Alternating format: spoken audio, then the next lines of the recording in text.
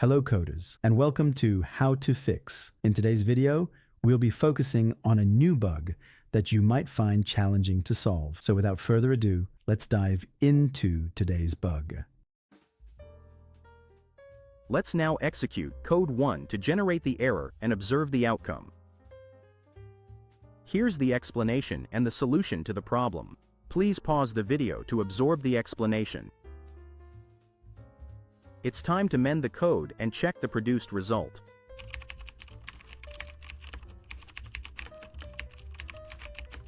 And presto, the code works perfectly and our output is just what we anticipated.